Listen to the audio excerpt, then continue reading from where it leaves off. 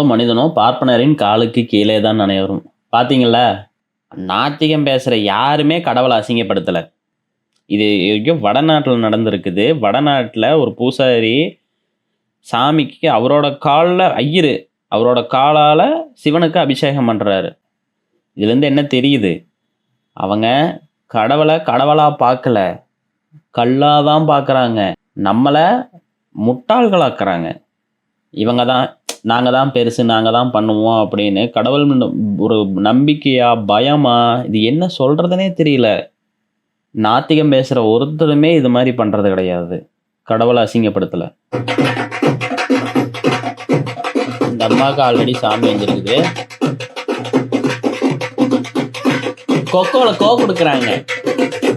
கொக்கோவில் pass கொடுப்பாங்கள்ல, அது மாதிரி pass கொடுத்துட்டு இவருக்கு பாஸ் கொடுத்துட்டாங்க. இவர் மஞ்சப்படின்னு போய் சாமி பயம் காட்டுறாரு.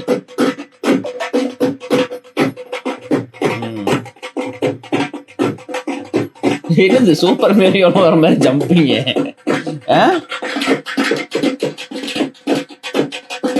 ரொம்ப கேஷுவலாக தான் வரும். இந்த ஆளுக்கு சாமியெல்லாம் ஒன்றும் வரல, சும்மா சீனை போடுறா. அப்படி சாமி வந்துச்சுன்னு ஊரை ஏமாத்துறாரு.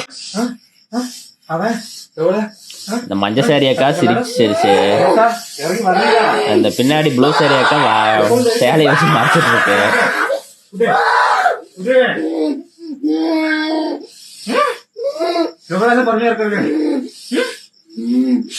சாமி வந்து வர்றதுங்கிறது சுத்த பொய்.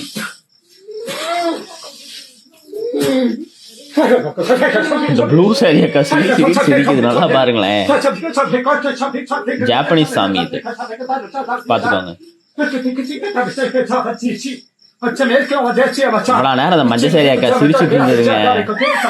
இமயமலையில இருந்து வந்திருக்கதா பேசிக்கிறாங்க. எத்தனை வருஷமா இங்க இருக்காரு? 300 வருஷமா இங்க தான் இருக்காரு. பார்த்தா அப்படி தெரியலையே. சோ சாமி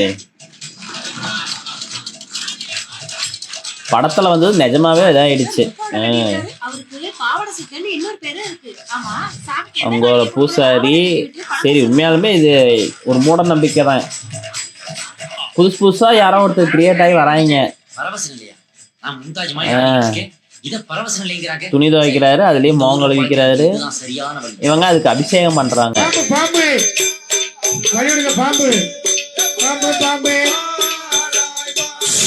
வில்லு பாட்டுங்கிறது கருத்து சொல்றதுக்கு தானே. இந்த மாதிரி டிராமா இல்லாம பண்ண ஆரம்பிக்கிறாங்க.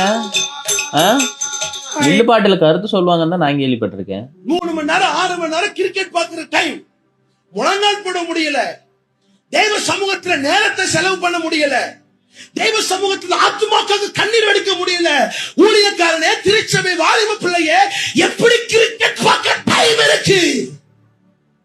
இது கருத்தா ஜபிக்கு இது பண்ண போறாரு. சிலுவையில் ஒருத்தர் ஜெயித்தாரே, அவருக்கு உன்னால ஸ்டேட்டஸ் வைக்க முடியல. ஆர்சிபி வின்னு, தோனி வின்னு. என்ன ஜீசஸ் ஸ்டேட்டஸ் வைக்க சொல்றாரு? உனக்காக தோனி ரத்த சிந்தல, உனக்காக விராட் கோலி ரத்த சிந்தல, உனக்காக இயேசு ரத்தம் சிந்திருக்கு. அதுக்காக ஸ்டேட்டஸ் வைங்க எல்லாரும் போய். அவரை பிரஸ்தாபப்படுத்து, அவரை உயர்த்து. சின்ன சேனலுக்கு எதா இருந்தாலும் அது கொஞ்சம் ஆதரவு கொடுங்க. உங்க பொண்ணான கையை கொண்டு அந்த பெல்ல தட்டிடுங்க. அவங்களுக்கு சப்ஸ்கிரைபர் 5-10 ஏறுனா அவங்க மனசு சந்தோஷப்படும். அவங்க வீடியோவும் பாருங்க.